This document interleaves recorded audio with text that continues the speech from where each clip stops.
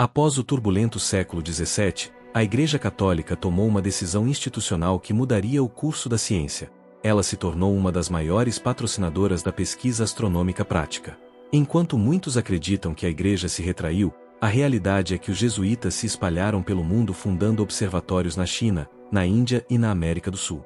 A Igreja percebeu que, para entender o Criador, era preciso entender a mecânica da criação com o máximo de precisão. O grande nome desta era é o padre Ângelo Secchi, um jesuíta que trabalhou no meio do século XIX. Secchi é considerado por muitos como o pai da astrofísica. Antes dele, a astronomia era focada em medir a posição das estrelas, onde elas estavam. Secchi queria saber o que elas eram. Usando um espectroscópio acoplado ao telescópio do observatório do Colégio Romano, ele começou a analisar a luz das estrelas. Secchi descobriu que, ao decompor a luz estelar em um arco-íris, surgiam linhas escuras que indicavam a presença de elementos químicos como hidrogênio e ferro. Ele classificou mais de 4.000 estrelas em 4 categorias fundamentais, baseadas em seus espectros. Este foi o nascimento da classificação estelar que usamos até hoje. A Igreja não estava apenas observando o céu, ela estava catalogando a composição química do universo. Ao mesmo tempo, o Vaticano oficializou o seu observatório astronômico, a Specola Vaticana. O Papa Leão XIII, em 1891, declarou formalmente que o objetivo do observatório era mostrar que a Igreja não era contra a ciência verdadeira, mas que a encorajava com todos os seus meios. Foi neste período que a Igreja ajudou no projeto internacional Carte do Ciel, um esforço monumental para mapear fotograficamente todo o céu estrelado. A Igreja estava na vanguarda da tecnologia da época, unindo a fé com a análise empírica da luz. Chegamos ao século XX, o momento da descoberta mais profunda sobre o universo desde Copérnico. E, ironicamente para os defensores da tese do conflito, o herói desta história é um padre belga, Georges Lemaitre. Lemaitre não era apenas um sacerdote devoto, mas um matemático e físico brilhante que estudou com os maiores nomes da época. Em 1927, Lemaitre publicou um artigo onde propunha que o universo estava em expansão. Ele usou as equações de Albert Einstein para sugerir que, se o universo está ficando maior, então, no passado, ele deve ter sido muito menor, até chegar a um ponto de densidade infinita que ele chamou de átomo primordial. Esta é a base da teoria do Big Bang. O fato histórico mais fascinante é que, inicialmente, Albert Einstein não acreditou em Lemaitre. Einstein dizia, sua matemática é perfeita, mas sua física é abominável. Einstein preferia um universo estático e eterno. Foi um padre católico que teve a coragem intelectual de dizer ao maior gênio da história que o universo teve um começo. Quando o Papa Pio XII ouviu sobre a teoria, ele ficou entusiasmado, vendo no Big Bang uma evidência científica para o Fiat Lux, haja luz, do Gênesis. No entanto, Lemaitre, em um gesto de profunda humildade e rigor científico, aconselhou o Papa a não fundir as duas coisas. Para o padre, a ciência era um campo e a fé era outro, e embora não se contratassem, não deveriam ser usadas como provas mútuas simplistas. Lemaitre mostrou ao mundo que um homem pode vestir o colarinho clerical e, ao mesmo tempo, ser o arquiteto da cosmologia moderna. Hoje, a relação entre a Igreja e o universo continua mais vibrante do que nunca. A Igreja Católica mantém o Vatican Advanced Technology Telescope, no topo do Monte Graham, no Arizona, um dos lugares com o céu mais limpo do mundo. Os astrônomos do Papa são cientistas de ponta, com doutorados em instituições como MIT e Harvard, pesquisando desde a formação de galáxias até asteroides que podem ameaçar a Terra. A posição oficial da Igreja no século XXI é definida pela encíclica Fides et Ratio, Fé e Razão, do Papa João Paulo II, que afirma que a fé e a razão são como as duas asas que elevam o espírito humano para a contemplação da verdade. A Igreja não vê os avanços da ciência, como a busca por vida em outros planetas, como uma ameaça. O atual diretor do Observatório do Vaticano, o irmão Guy Consolmagno, já afirmou publicamente que, se encontrássemos vida alienígena, eles seriam vistos como criaturas de Deus, parte da vasta família da criação. A Igreja hoje se posiciona como uma mediadora ética, lembrando que, enquanto exploramos as estrelas, não devemos esquecer a dignidade humana. De observatórios solares em catedrais medievais à busca por vida em exoplanetas, a Santa Igreja percorreu um caminho de amadurecimento. Ela aprendeu com os erros do passado, como o caso Galileu, e reafirmou seu papel como uma instituição que busca a verdade onde quer que ela esteja.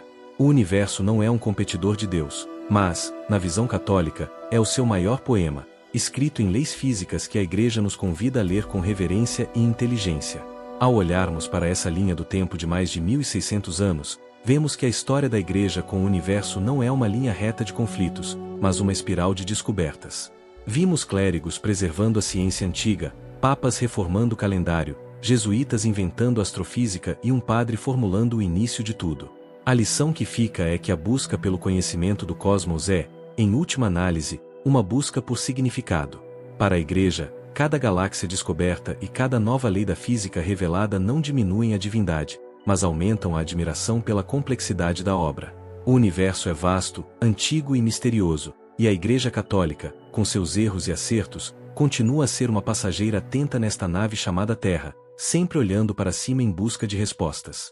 Muitas vezes, a história nos é contada como uma guerra épica e simplista. De um lado, cientistas heróicos em busca da verdade. Do outro, uma instituição religiosa tentando apagar as luzes da razão. Mas, se mergulharmos nos arquivos do Vaticano e nas pedras das catedrais medievais, encontraremos uma realidade muito mais fascinante. Sabia que, por séculos, a Igreja Católica foi a maior financiadora da astronomia no mundo? Sabia que algumas das maiores catedrais da Europa não foram construídas apenas para a oração, mas para servirem como os maiores e mais precisos observatórios solares do planeta? Hoje, no além do infinito, vamos percorrer uma linha do tempo de 2000 anos. Vamos descobrir como clérigos, monges e papas reagiram ao verem a Terra perder o centro do universo, e como a busca pela face de Deus levou a Igreja a construir telescópios e formular teorias que hoje são a base da ciência moderna, como o próprio Big Bang. Esqueça os clichês. Vamos narrar os fatos, os erros e os triunfos da Santa Igreja na sua longa jornada para entender a obra da criação. Para entendermos a relação da Igreja com o universo, precisamos primeiro entender o mundo que ela herdou. Após a queda do Império Romano, foram os mosteiros católicos que preservaram os textos de Aristóteles e Ptolomeu. Naquela época, a ciência não era algo separado da teologia, era a filosofia natural. O modelo aceito era o geocêntrico. A Terra, pesada e imóvel, ficava no centro, rodeada por esferas perfeitas de cristal onde giravam a Lua, o Sol e as estrelas. Este modelo não era mantido por teimosia religiosa, mas porque era a melhor ciência disponível na época. Para os olhos humanos, o Sol realmente parecia girar em torno de nós. Mas a Igreja tinha um problema prático e urgente que a obrigava a olhar para o céu com precisão matemática: a data da Páscoa. A Páscoa deveria ocorrer no primeiro domingo após a primeira lua cheia do equinócio de primavera. Calcular isso exigia um domínio profundo dos ciclos lunares e solares. Esse estudo, chamado de Computus, transformou clérigos em matemáticos. No século XII e XIII, a Igreja começou a fundar as primeiras universidades: Bolonha, Paris, Oxford, onde a astronomia era uma das 4 matérias essenciais. Um dos fatos mais extraordinários e pouco conhecidos é o uso de catedrais como instrumentos científicos. Para determinar o momento exato do equinócio, arquitetos da Igreja projetavam pequenos furos nas cúpulas das igrejas, transformando o chão das naves em gigantescas linhas meridianas. Quando o Sol passava pelo furo ao meio-dia, ele projetava um ponto de luz no chão que servia como um relógio solar de precisão absoluta. Igrejas como San Petrônio, em Bolonha, eram os observatórios mais precisos do mundo muito antes da invenção do telescópio. Um momento de altíssimo valor histórico ocorreu em 1277, em Paris. O bispo Etienne Tempier emitiu uma série de condenações contra certas ideias de Aristóteles que limitavam o poder de Deus.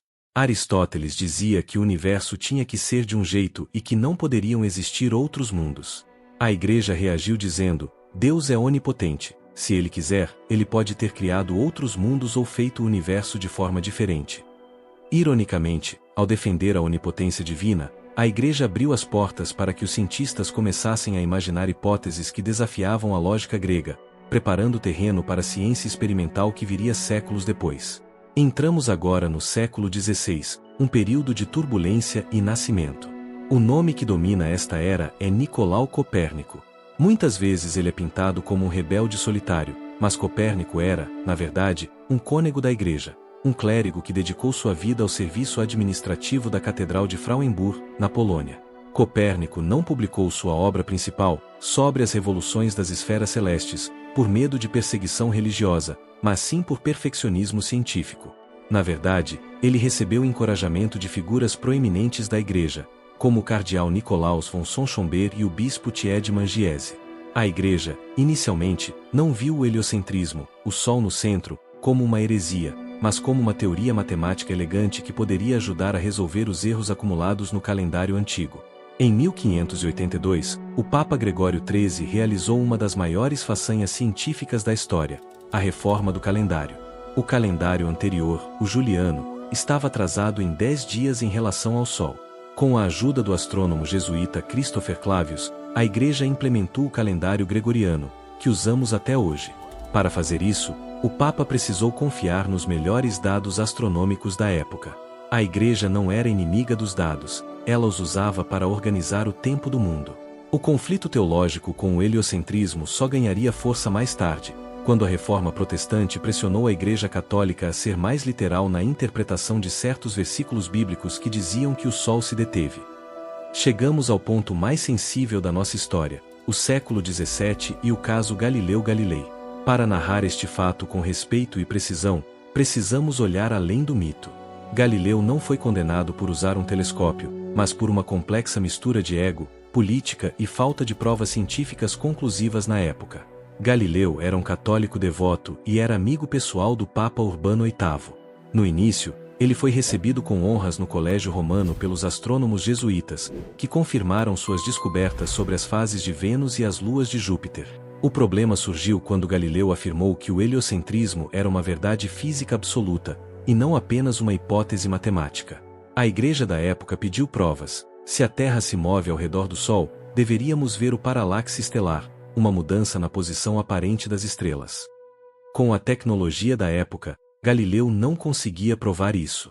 Quando ele publicou o Diálogo sobre os dois máximos sistemas do mundo, ele colocou os argumentos do Papa na boca de um personagem chamado Simplício. Isso transformou um debate científico em uma afronta pessoal e política em meio à Guerra dos 30 Anos. A condenação de Galileu ao isolamento domiciliar foi um erro reconhecido séculos depois pelo Papa João Paulo II, mas é importante notar que Galileu nunca foi torturado ou excomungado. Ele continuou a escrever suas obras mais importantes sob a proteção da Igreja e morreu em paz com sua fé. O caso Galileu foi uma cicatriz, mas não o fim da relação entre a batina e o telescópio.